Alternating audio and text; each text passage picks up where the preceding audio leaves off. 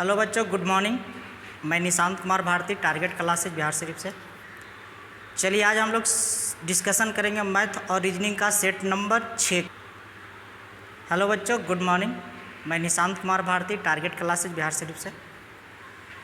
आज हम लोग स्टार्ट करेंगे मैथ और रीजनिंग का सेट नंबर 6 का डिस्कशन। ठीक है, सेट नंबर 6 का डिस्कशन। आप लोग का मैथ और रीजनिंग का सेट का जो PDF है, हमारा टेलीग्राम चैनल है टारगेट क्लास निशांत सर, उसमें सुबह में 7 बजे मिल जाता है और उसका सोल्यूशन वीडियो का आपको 8 बजे मिल जाता है। ठीक है, तो जो बच्चे ज्वाइन नहीं किए हैं टेलीग्राम को वो ज्वाइन कर लीजिएगा। टारगेट क्लास निशांत सर के नाम से टेलीग्राम चैनल है और टारगेट क्लास निशांत सर के नाम से आपका यूट्यूब चैनल भी है। ठीक है, तो आज हम लोग स्टार्ट करेंगे मैथ और रीजनिंग का सेट नंबर 6 का सोल्यूशन, मैथ और रीजनिंग का सेट नंबर 6 का डिस्कशन। ठीक है, चलिए स्टार्ट करते हैं 1 नंबर क्वेश्चन से। समझिएगा आराम से, पहले आप लोग सेट को बना लीजिएगा। 7 बजे आप लोग का सेट का PDF मिल जाता है, तो पहले आप लोग सेट को बना लीजिएगा और उसके बाद आप लोग सोल्यूशन को देखिएगा, तब आप लोग को समझने में ज़्यादा बेहतर होगा। ठीक है, तो सेट को आप लोग बनाइएगा ज़रूर, उसके बाद डिस्कशन को समझिएगा। आते हैं पहला नंबर क्वेश्चन पर, ध्यान दीजिएगा। 1 नंबर क्वेश्चन क्या है, उस रेखा का समीकरण क्या होगा जिसकी ढलान जो है 3/4 है। ढलान कहने का मतलब ये स्लोप है, जिसको हम लोग डिनोट करते हैं ढाल को m से। ठीक है, और m का जो वैल्यू है वो 3/4 है। और दूसरा कह रहा है बाई अक्ष को 5 पर काट दिया है, तो बाई अक्ष को काट रहा है, यानी कि c = दिया हुआ है 5। ठीक है, तो ध्यान देना है कि समीकरण जो इसका होता है, इक्वेशन जो होता है वो होता है बाई बराबर होता है mx + c। ठीक है, रेखा का अगर समीकरण ज्ञात करना जब हमको ढाल दिया हुआ रहे तो बाई = होता है mx + c। तो चलो भाई, बाई = mx, तो m का वैल्यू है कितना 3x और बटा 4 और प्लस c, तो c का वैल्यू है कितना 5। अब इसी को हल कर लेना है, तो बाई = होगा एलसीएम का मान 4 होगा, तो 3x + 5 20, तिरछा गुना कीजिएगा, तो इसी को हम लोग लिख सकते हैं क्या कि 4y = हो जाएगा 3x + 20। अब ऑप्शन को देख लीजिए किस रूप में सही आया है, तो जाएगा 3x - 4y = -20। यही हो जाएगा उस रेखा का समीकरण। ठीक है, 3x - 4y = -20, यानी ऑप्शन नंबर 3। चलिए नेक्स्ट क्वेश्चन पर आते हैं, 2 नंबर क्वेश्चन पर। जिन्हीं को कोई समस्या होगा, कुछ पूछना होगा, ठीक है, तो कमेंट ज़रूर कीजिएगा, या तो फिर हमारा नंबर जो है आपका व्हाट्सएप का 92 34 28 62 49 9234286249, उस पर मैसेज ज़रूर कीजिएगा। ठीक है, चलिए आते हैं 2 नंबर क्वेश्चन पर, ध्यान दीजिएगा। 2 नंबर क्वेश्चन क्या है, जो 2 नंबर क्वेश्चन है कि 2 नंबर क्वेश्चन आपका है, साइन में है -7π/4। ठीक है, 4 का मान क्या होगा, ये रेडियन में दिया होगा, सी नहीं होगा, 4 रेडियन का वैल्यू क्या होगा। तो देखिए सबसे पहले हमको करना क्या होगा कि हम लोग को देखिएगा पाई रेडियन = होता है 180। तो एक चीज़ ध्यान दीजिएगा कि अगर साइन को -θ से गुना किया जाए तो होता है -sin θ। ठीक है, साइन इंटू -θ बराबर होता है -sin θ, तो हो जाएगा -sin 4 रेडियन टू होता है 180 और बट्टा कितना 4। यहाँ पर c जो है ना वो गलती दिया होगा, c नहीं होगा, वो डिनोट कर रहा है उसको रेडियन में। ये कटेगा 45 बार में। ठीक है, तो हो जाएगा आपका कितना -sin 180 डिग्री। अब देखिएगा इसको तोड़ते हैं, तो sin 180 डिग्री को हम लोग क्या लिख सकते हैं, sin 180 को लिख सकते हैं कि sin 90 + 90 डिग्री, या तो 180 + 0 लिख सकते हैं, तो -0। अब देखिएगा हम लोग जानते हैं कि 180 जो होता है आपका वो सेकंड कॉर्ड में होता है, और सेकंड कॉर्ड में साइन और कोस से क्या होता है, पॉजिटिव होता है। तो ये जो वैल्यू मेरा जो होगा वो क्या हो जाएगा, पॉजिटिव हो जाएगा। ठीक है, ये जो वैल्यू मेरा हो जाएगा वो पॉजिटिव हो जाएगा। हमको मान निकालना है 7π/4, 7π। अच्छा यहाँ पर थोड़ा सा गलती की है, ये 7π है। अब 45 को करिएगा तो हो जाएगा कितना 45 × 4, थोड़ा सा समझिएगा यहाँ पर, तो हो जाएगा 7 × 5 = 35 के 5 बाकी रहा 3 और 7 × 4 = 28 और 3 = 11, यानी 315।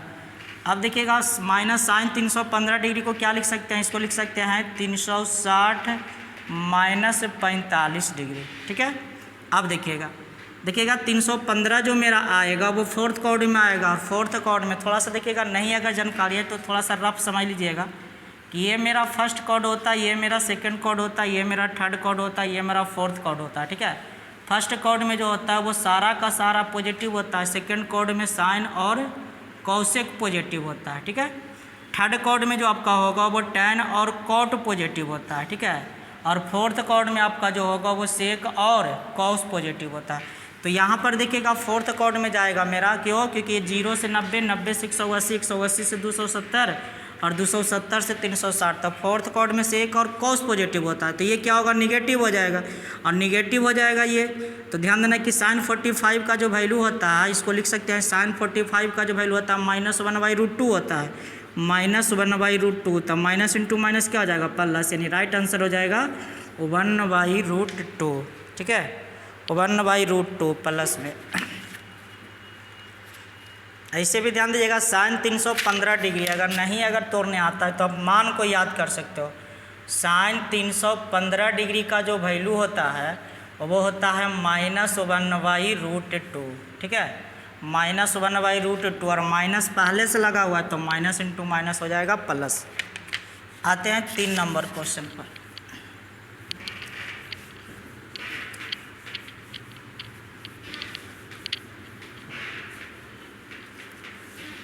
देखो भाई 3 नंबर क्वेश्चन है, कह रहा है 1 स्टार 2 और फिर स्टार है 3, और समीकरण दिया हुआ है क्या, कि कह रहा है कि स्टार का मतलब है पहली संख्या में दूसरी संख्या के 6 गुना को जोड़ना। स्टार का मतलब हम लोग पहले कोष्ट क्रिया, तो पहली संख्या में दूसरी संख्या के 6 गुना, तो दूसरी संख्या 2 और 2 का 6 गुना 6 दूनी 12 को क्या करना, जोड़ना, और स्टार फिर है 3, यानी कि हो जाएगा 13 स्टार 3। फिर वही काम करेंगे, स्टार का मतलब क्या है कि पहली संख्या में दूसरी संख्या के 6 गुना, तो छोटी है 18, 13 और 18 को जोड़िएगा तो राइट आंसर हो जाएगा 31। ठीक है, चलिए आगे आते हैं 4 नंबर क्वेश्चन पर, ध्यान दीजिएगा। 4 नंबर क्वेश्चन है 1 - 1/3 इंटू 1 - 1/4 इंटू 1 - 1/5 डॉट है 1 - 1/100, और कह रहा इसका वैल्यू क्या होगा। अब देखो इसको हल करते हैं। एलसीएम का मान 3 में से 1 घटेगा तो हो जाएगा 2/3, 4 में से 1 घटेगा 3/4, 5 में से 1 घटेगा 4/5, डॉट 100 में से 1 घटेगा तो 99/100। अब देखिए रिलेशन बन रहा है कि ऊपर से नीचे का जो पद हो रहा है वो सारा का सारा कट रहा है, यानी बचेगा 2/100, और 2/100 का मतलब होता है 1/50। चलिए, यानी राइट आंसर हो जाएगा option number 3। 5 number question according to option बना लीजिएगा कि 2 ऐसा संख्या चाहिए जिसके बीच का अंतर 7 का होना चाहिए, तो संख्या आपका हो जाएगा 29। ठीक है, और इसको पलट कर बनाइएगा तो संख्या बनेगा 92।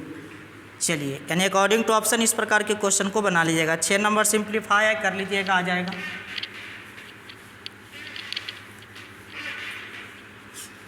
आते हैं 7 नंबर क्वेश्चन। 7 नंबर देखिएगा उसी प्रकार सिंप्लीफाई दिया हुआ है, वैल्यू दिया हुआ है क्या, कि √5329 का जो वैल्यू होता है वो 73 होता है, और मान निकालना है √5329 प्लस √53.29 प्लस √0.5329 प्लस √0.005329 और प्लस √0.00005329, और कह रहा है इसका मान क्या होगा। अब सोचो यहाँ पर कि 5329 जो है वो किसके इक्वल टू है, 73 का। अब देखो 2 अंक के बाद दशमलव है, तो रूट के बाहर जो आएगा वो 1 अंक के बाद दशमलव होगा। अभी 4 अंक के बाद दशमलव है, तो रूट के बाहर जो होगा वो 2 अंक के बाद दशमलव। उसी प्रकार ये 6 अंक के बाद दशमलव है, तो रूट बाहर आएगा तो क्या अंक के बाद होगा, 3 अंक के बाद दशमलव, और अबरी हो जाएगा 4 अंक के बाद दशमलव। सारे के सारे वैल्यू को क्या करना, जोड़ देना, तो 73 और 7 मिलकर बनाएगा 80। तो जो भी ऑप्शन होगा वो 80 के आसपास का होगा, है ना। तो 81.1103 जोड़ लीजिएगा तो आ जाएगा वैल्यू। 7 3 10 80 और 1 81 कर लीजिएगा, आ जाएगा ऑप्शन नंबर 3। आते हैं 8 नंबर क्वेश्चन पर।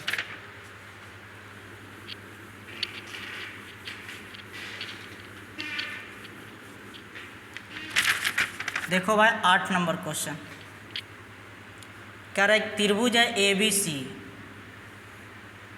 एक त्रिभुज है ए बी सी और कह रहा है कोण बी और सी का बाह्य द्विभाजक, बाह्य द्विभाजक कर अंतः द्विभाजक नहीं कह रहा है, बाह्य द्विभाजक। चलो दोनों कंडीशन को समझो, ये बाह्य द्विभाजक का और अगर कहेगा अंतः द्विभाजक, एक और लेकर चलते हैं ए बी सी और इसका अंतः द्विभाजक मान लेते हैं, किस बिंदु पर काट रहा है, ओ बिंदु पर, ठीक है। और इसका बाह्य द्विभाजक भी काट रहा है किस बिंदु पर, ये बाह्य द्विभाजक और काट रहा है ओ बिंदु पर, ठीक है। तो कह रहा है क्वेश्चन में कह रहा है कि कोण ए का मान 70, ये वाला दिया हुआ है 70 है, तो कह रहा है इस कोण का मान क्या होगा, ध्यान देना है। कह रहा है बी ओ सी का मान क्या होगा, इसका मान निकालना है, कोण बी ओ सी का मान। अब देखिएगा बाह्य द्विभाजक में होता क्या है, बाह्य द्विभाजक में कोण बी ओ सी बराबर होता है 90 माइनस कोण ए बाई 2, और अगर अंतः द्विभाजक रहेगा, ध्यान देना है, अंतः द्विभाजक यानी अंतः केंद्र में रहेगा तो होता है कोण बी ओ सी बराबर होता है 90 प्लस कोण ए बाई 2। अब रख दो मान को भाई, तो जाएगा 90 माइनस कोण ए का 70 का आधा 35 और 90 में से 35 कटेगा तो राइट आंसर हो जाएगा 55 डिग्री। चलिए आगे बढ़ते हैं, 9 नंबर क्वेश्चन पर आते हैं। तो ध्यान देना है कि अंतः द्विभाजक में होता है 90 प्लस कोण ए बाई 2 और बाह्य द्विभाजक में होता है 90 माइनस कोण ए बाई 2, ठीक है।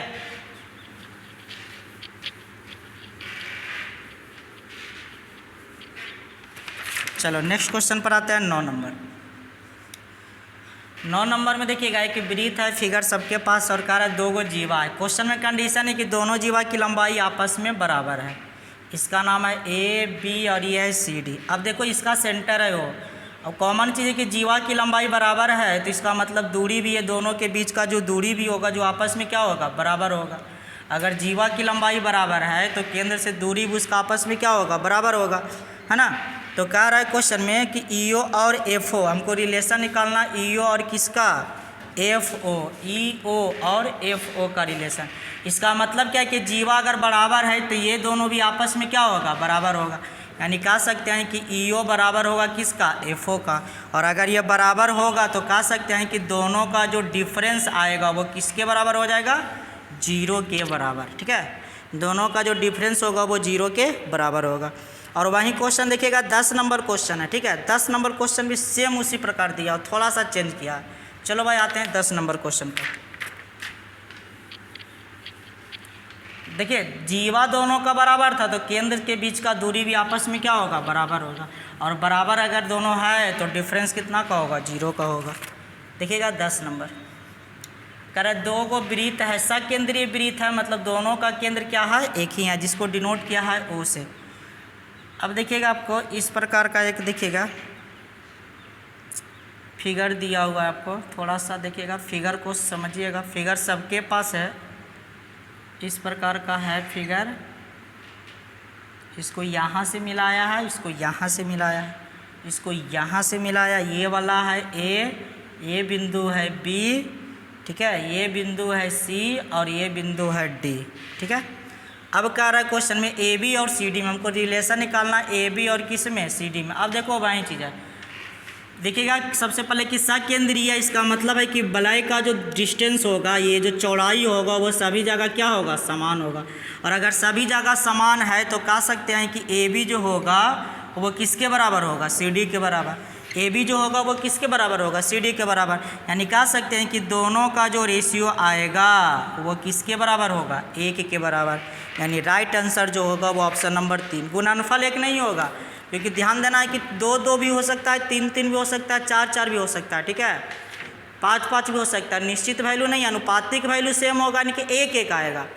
और दोनों का रेशियो जब निकालेंगे तो वो 1 आएगा, ठीक है। लेकिन गुना करेंगे तो कोई जरूर 2-2 भी तो हो सकता है, ये 2 ये 2, तो 2 दूनी 4 हो सकता है, 3 और 3 तो 9 हो सकता है। तो वो गुणनफल में ये नहीं कि गुणनफल में 1 होगा, ठीक है। जब भी होगा तो अनुपातिक में 1 होगा, या तो दोनों के बीच का डिफरेंस होगा वो क्या होगा, 0 होगा। नेक्स्ट क्वेश्चन पर आते हैं 11 नंबर। देखिएगा कह रहा है 3 गो संख्या, नाम देते हैं ए बी सी।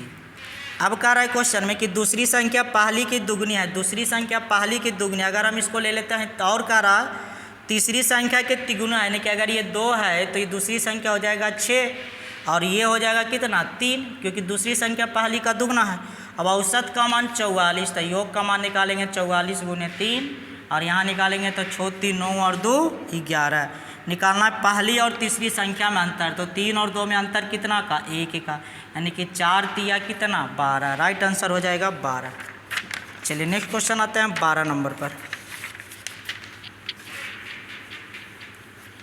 देखिएगा 12 नंबर, कह रहे कि व्यापारी की 5 क्रमागत महीनों की बिक्री क्रम से 6435 है। पहला महीना में कमाता है 6435, दूसरा महीना में कमाता है 6927, तीसरा महीना में कमाता है 6855, चौथा महीना में कमाता है 7230 और पाँचवा महीना में कमाता है 6562 और छठे महीने में कितनी बिक्री करेगा, औसत बिक्री 6500, टोटल 6 महीना का।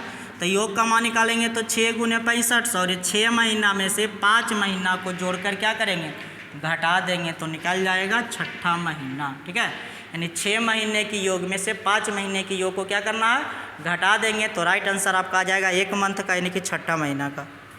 आगे आते हैं 13 नंबर। 13 नंबर क्वेश्चन कह रहा है, देखिए हमेशा एक कंडीशन बोलते हैं, याद रखिएगा कि यदि 2 वस्तुओं का विक्रय मूल्य समान हो, 2 वस्तुओं का विक्रय मूल्य समान हो, प्रतिशत लाभ और प्रतिशत हानि भी आपस में क्या हो, बराबर हो, तो उस स्थिति में हमेशा हानि होता है। ठीक है, उस स्थिति में हमेशा क्या होगा, हानि होगा। और हानि कितना का होगा, तो हानि हमेशा होगा x² का, यानी 10% का लाभ हो रहा है और 10% का हानि हो रहा है, तो 10 का स्क्वायर 100/100। इसका मतलब है कि 1% का क्या होगा, हानि होगा। दूसरा कंडीशन क्या होता है, सेम क्वेश्चन रहता है, बस विक्रय मूल्य के जगह पर क्रय मूल्य रहेगा। यानी अगर 2 वस्तुओं का क्रय मूल्य समान हो, प्रतिशत लाभ और प्रतिशत हानि बराबर हो, उस स्थिति में न लाभ होगा और न क्या होगा, हानि होगा। लेकिन अगर 2 वस्तुओं का विक्रय मूल्य समान हो, प्रतिशत लाभ प्रतिशत हानि बराबर हो, तो उस स्थिति में हमेशा क्या होगा, हानि होगा, और हानि कितना होगा, 100² होगा। ठीक है, चलो आते हैं 14 नंबर क्वेश्चन पर। देखिएगा 14 नंबर क्वेश्चन, यहाँ भी देखिएगा सकेंद्रीय वृत्त की चर्चा किया, सकेंद्रीय वृत्त की चर्चा किया। ठीक है, चलिए भाई इसका सेंटर दिया है कौन सा, ओ दिया, ये है बिंदु P, ये वाला बिंदु है R, ये वाला बिंदु है S और ये वाला बिंदु है Q। चलो समझो बात को, कह रहा है RQ का मान 6। अब यहाँ पर देखो भाई कि RQ का जो वैल्यू है वो कितना है, 6 है, SQ का जो वैल्यू है वो 1 है। अब एक बात बताइए हमको, R से लेकर Q तक 6 है, SQ का मान 1 है, तो कह सकते हैं कि सर RS का जो वैल्यू होगा वो 6 में से 1 घटेगा तो कितना, 5। अब एक बात बताओ कि अगर SQ का मान अगर 1 है तो PR का मान भी क्या होगा, 1 होगा। इससे पहले वाला क्वेश्चन बता रहे थे सकेंद्रीय वाला, है ना, यानी कि PR का मान 1 हो गया, SR का मान कितना हो गया, 5 हो गया, यानी कि SP का जो मान होगा 5 और 1 कितना होगा, 6 हो जाएगा, यानी राइट आंसर हो जाएगा 6 सेंटीमीटर। ठीक है, चलिए नेक्स्ट क्वेश्चन पर आते हैं 15 नंबर।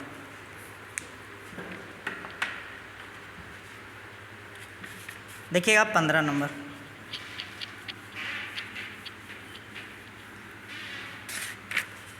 कह रहा नमक के मूल्य में 20% कमी होने पर एक खरीदार 100 रुपये में 4 किलोग्राम नमक और खरीद लेता है, तो कह रहा नमक का घटा हुआ मूल्य क्या होगा। यहाँ पर समझते हैं 2 चीज़।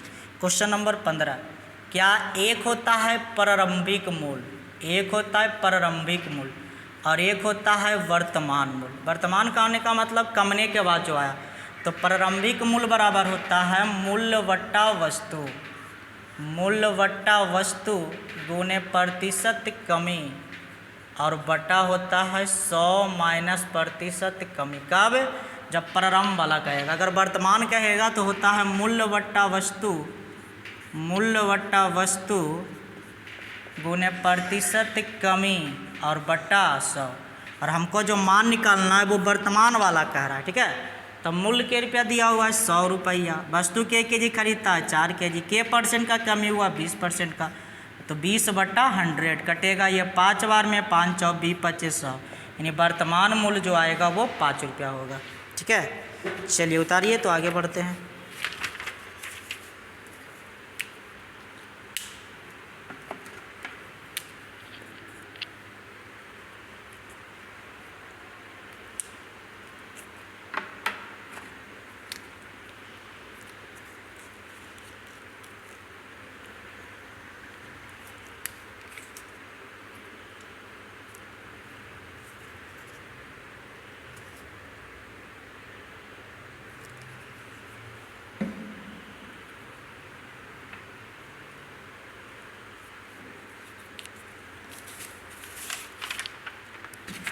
देखो भाई 17 नंबर क्वेश्चन, 16 नंबर।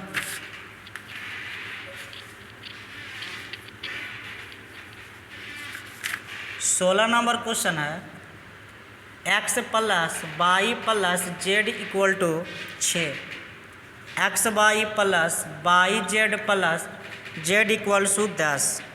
अब देखो यहाँ से सबसे पहले मान निकालना है x square plus Y square plus Z square का, X square plus Y square plus Z square का। तो यहाँ से मान निकलेगा क्या, X plus Y plus Z का होल स्क्वायर और माइनस हो जाएगा 2 into X Y plus Y Z plus Z x. अब 6 का स्क्वायर 36, 10 दूनी 20, घटेगा तो 16, यानी मान हमको निकालेगा x square plus Y square plus Z square का 16।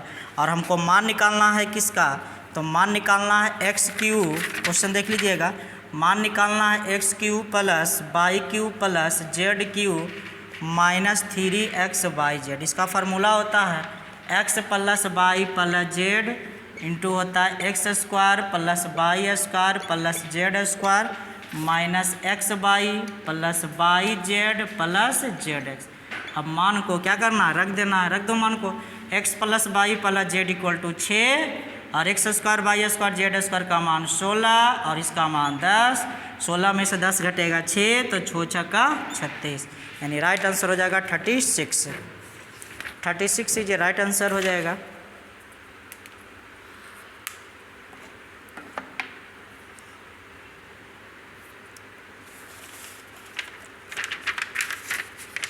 चलो भाई आगे बढ़ते हैं, 17 नंबर क्वेश्चन पर आते हैं, समझा जाए 17 नंबर क्वेश्चन।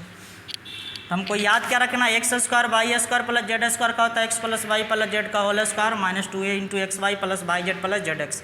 इसका मान निकल जाएगा 16 और X cube plus Y cube plus Z cube minus 3x Y Z बराबर होता है x plus Y plus Z into X square plus Y square plus Z square minus x Y minus y z minus z x. Minus को common निकाल दिए तो plus में हो गया।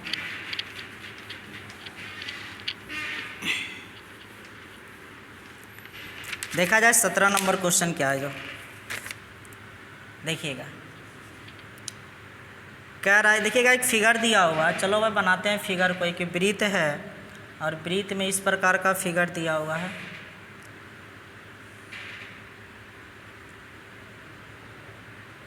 इसका नाम है डी, इसका नाम है सी, इसका नाम है ए, इस बिंदु का नाम है ई, इस बिंदु का नाम है बी और इस बिंदु का नाम है एफ। क्वेश्चन देखो ये क्या दिया हुआ है, कह रहा है ए ई बराबर 4, ये वाला दिया हुआ है 4, ई बी बराबर 2, ये वाला दिया हुआ है 2, ए ई बराबर एफ सी, ए ई बराबर एफ सी, ए ई बराबर एफ सी, मतलब ये वाला और ये वाला दोनों आपस में बराबर, यानी कि अगर ये 4 है तो ये वाला भी क्या हो जाएगा, 4 हो जाएगा।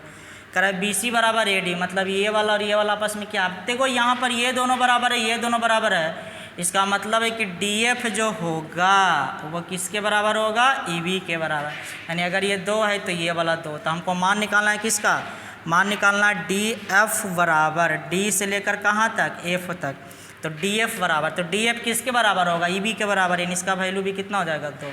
2 ये राइट आंसर हो जाएगा, ऑप्शन नंबर 2।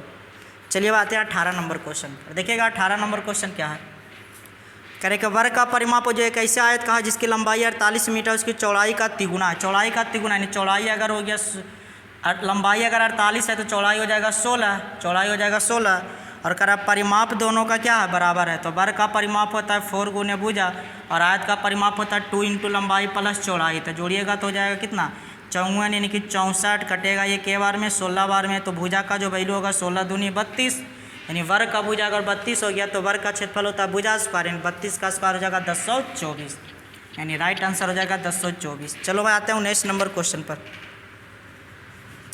कह रहे एक ऐसे वृत्त का क्षेत्रफल क्या होगा जिसकी त्रिज्या 4 वर्ग का क्षेत्रफल है, वर्ग का विकर्ण है, ध्यान देना है, वर्ग का विकर्ण है, का त्रिज्या 4 वर्ग इकाई क्षेत्रफल वाले, कह रहा है कि ऐसे वृत्त का क्षेत्रफल जिसकी त्रिज्या जो है 4 वर्ग इकाई क्षेत्रफल वाले वर्ग का विकर्ण है, वर्ग का विकर्ण है जिसका क्षेत्रफल 4 है। तो ध्यान देना है कि अगर वर्ग का क्षेत्रफल दिया हुआ रहे, वर्ग का विकर्ण अगर दिया हुआ रहे, तो वर्ग का क्षेत्रफल होता है विकर्ण स्क्वायर बटा 2 इक्वल टू दिया हुआ है 4, तो डी स्क्वायर बराबर हो जाएगा 8, इसलिए वर्ग का विकर्ण हो जाएगा 2√2। अब वर्ग का विकर्ण अगर 2√2 हो गया तो हमको निकालना है वृत्त का क्षेत्रफल, तो वृत्त का क्षेत्रफल होता है पाई आर स्क्वायर, तो r का वैल्यू 2√2 है, तो 2√2 का स्क्वायर करेंगे तो 2 का स्क्वायर 4 और √2 का स्क्वायर 2, यानी 4 दूनी कितना 8 पाई, यानी वृत्त का भी क्षेत्रफल जो होगा वो 8 पाई होगा। कह रहा है वृत्त का क्षेत्रफल निकालना जिसकी त्रिज्या जो है 4 वर्ग इकाई क्षेत्रफल है वर्ग के विकर्ण के बराबर है। इसका मतलब क्या है कि वृत्त का जो वर्ग का जो विकर्ण होगा वो वृत्त के त्रिज्या के बराबर है। ठीक है, चलो आगे आते हैं 20 नंबर क्वेश्चन पर।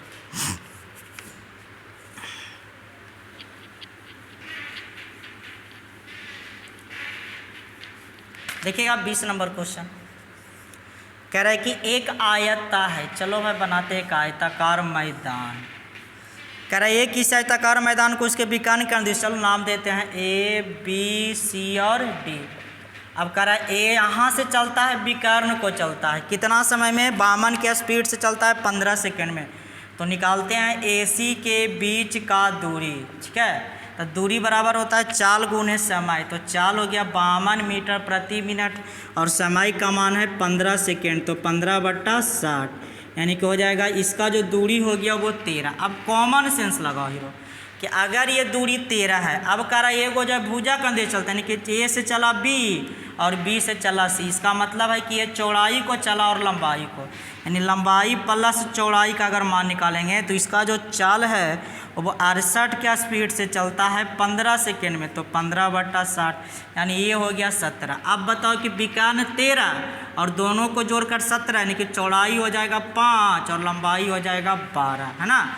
अब कह रहा आयत का क्षेत्रफल क्या होगा, तो आयत का क्षेत्रफल होता है लंबाई गुने चौड़ाई, यानी 5 गुने 12 यानी 12×5 = 60। चलिए आगे बढ़ते हैं। 21 नंबर क्वेश्चन है ई त्रिभुज ABC की माध्यिका AD को मध्य बिंदु AC को A पर मिलाने पर और B को मिलाकर बढ़ाया गया। तो ध्यान देना माध्यिका की चर्चा क्या है, तो मध्य बिंदु को कह रहा है तो केंद्रक भी लेकर चल सकते हैं और केंद्रक माध्यिका को काटता है 2 और 1 के रेशियो में। ठीक है, केंद्रक माध्यिका को काटता है 2 और 1 के रेशियो में। आगे आते हैं 22 नंबर क्वेश्चन में। 22 नंबर में एक पॉइंट लिखेगा, यदि किसी त्रिभुज के तीनों भुजाओं के मध्य बिंदुओं को मिलाने से बना, यदि किसी त्रिभुज के तीनों भुजाओं के मध्य बिंदुओं को मिलाने से बना त्रिभुज का क्षेत्रफल पूरे क्षेत्रफल का चौथा हिस्सा होता है। ठीक है, किसी त्रिभुज के तीनों भुजाओं के मध्य बिंदुओं को मिलाने से बना त्रिभुज का जो क्षेत्रफल होगा वो पूरे क्षेत्रफल का चौथा हिस्सा होगा। तब बड़ा वाला त्रिभुज यानी कि त्रिभुज ABC का अगर क्षेत्रफल निकाला जाए तो 1/2 गुणे आधार गुणे ऊंचाई होता है, यानी कहने का मतलब कि आधार में हम ले लेते हैं कितना 3 और ऊंचाई ले लेते हैं 4, यानी क्षेत्रफल हो गया 4। लेकिन इसका अगर एरिया अगर कहेगा तब पूरे क्षेत्रफल का चौथा हिस्सा हो जाएगा, पूरे क्षेत्रफल का चौथा हिस्सा यानी कि 6/4 और 6/4 का मतलब हो जाएगा 3/2। ठीक है, यानी राइट आंसर हो जाएगा 3/2। आगे बढ़ते हैं 23 नंबर क्वेश्चन पर आते हैं, ध्यान दीजिएगा।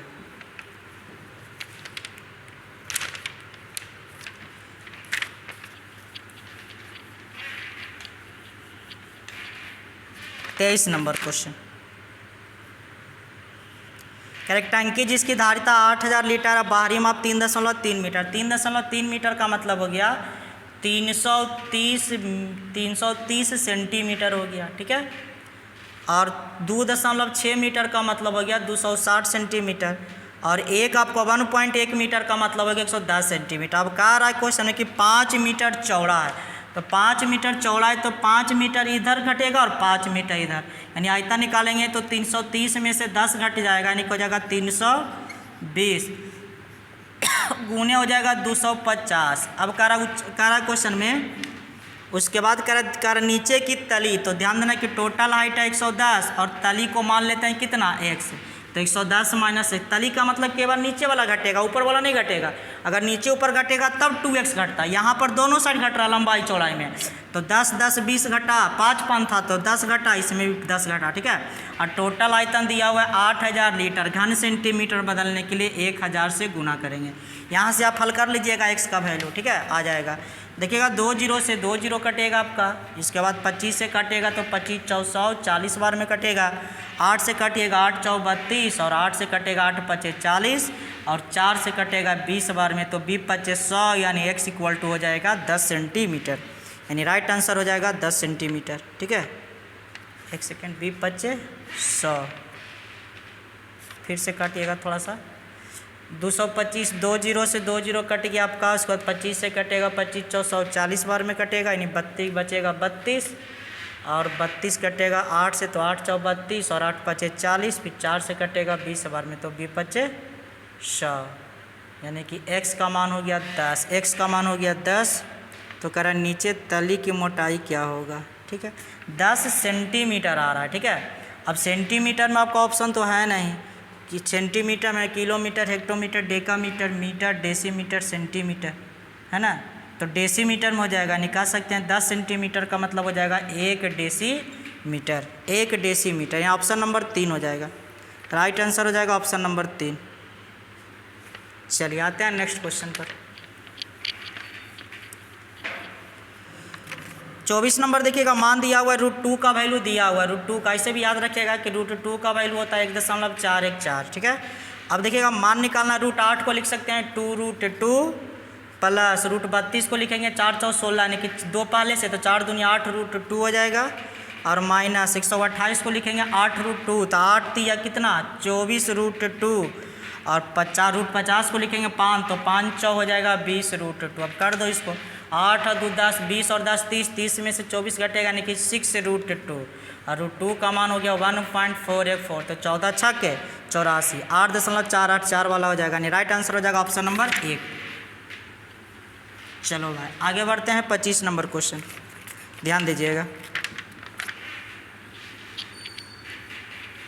25 नंबर में हमको मान निकालना है, ध्यान देना है कि सारा का सारा संख्या विषम संख्या के वर्गों का योग निकालना है, विषम संख्या के वर्गों का योग कहाँ तक के निकालना है, 19 तक के, तो लिख लीजिएगा विषम संख्याओं के वर्गों का योग बराबर, विषम संख्याओं के वर्गों का योग बराबर, विषम संख्याओं के वर्गों का योग बराबर होता है n × n+1 इंटू होता है, इंटू हो जाएगा आपका n+2 और बटा होता है 6, ठीक है, n × n+1 इंटू n+2 बटा 6, ठीक है।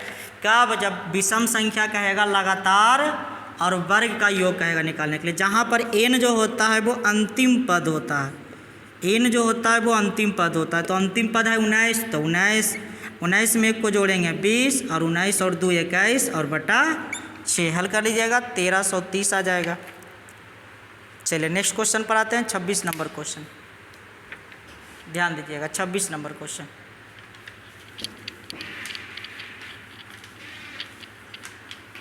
देखो भाई समझते हैं 26 नंबर क्वेश्चन को।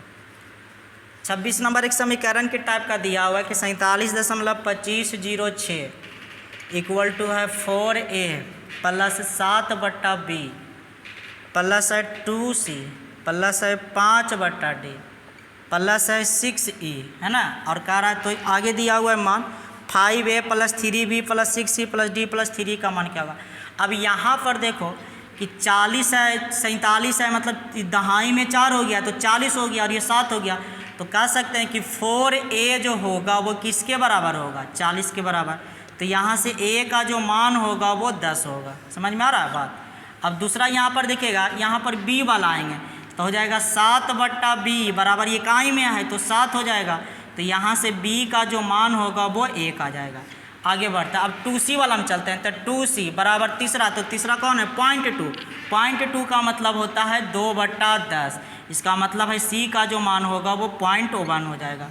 अब आगे अगर बढ़ेंगे तो उसी प्रकार हो जाएगा 5/d बराबर, अब यहाँ पर देखिए 5/d बराबर, यहाँ पर क्या है 2 अंक के बाद है, यानी कि हो जाएगा 5/100, यानी कहने का मतलब d का जो मान होगा 0.01 होगा।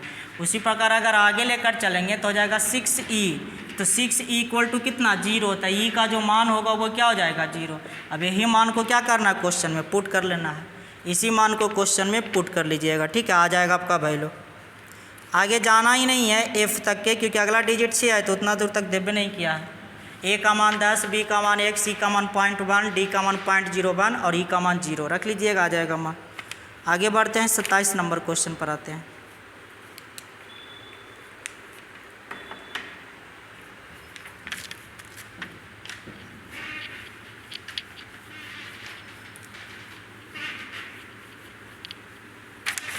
देखो भाई 27 नंबर क्वेश्चन, एक लंबवृत्तीय बेलन के आधार की त्रिज्या और वक्र सतह क्षेत्रफल क्रमशः r यूनिट और 2 पाई आर एच है। ध्यान देना कि त्रिज्या का मान दिया और वक्र पृष्ठ 4 पाई आर, तो कह रहा है कि बेलन का ऊंचाई क्या होगा, तो कह रहा है कि लंबवृत्तीय बेलन के आधार की त्रिज्या, तो बेलन का वक्र पृष्ठ क्षेत्रफल होता है 2 पाई आर इंटू एच, और कह रहा है वक्र सतह इसको डिनोट कर रहा है किससे, 4 पाई आर एच से। तो पाई का मान बराबर आर दोनों और बराबर है, तो एच का जो मान होगा वो किसके बराबर होगा, 2h के बराबर होगा। कैपिटल एच का जो मान होगा वो 2h के बराबर, यानी राइट आंसर हो जाएगा ऑप्शन नंबर 3। और 28 नंबर क्वेश्चन में कह रहा है कब एक बार एक ही बिंदु पर मिलेगा। हम लोग पढ़े हैं कि जब एक ही बिंदु पर मिलने की चर्चा करेगा तो उसका क्या होगा, एलसीएम हो जाएगा। यानी 28 नंबर में एलसीएम निकाल लेना है। किसका एलसीएम निकालना है, तो 252 सेकेंड, 308 सेकेंड और 198 सेकेंड का इसका एलसीएम निकाल लीजिएगा तो आ जाएगा 2772 सेकेंड, और 2772 सेकेंड का मतलब 46 मिनट और 12 सेकेंड। चलो भाई आते हैं 29 नंबर क्वेश्चन पर, ध्यान दीजिएगा। 29 नंबर क्वेश्चन,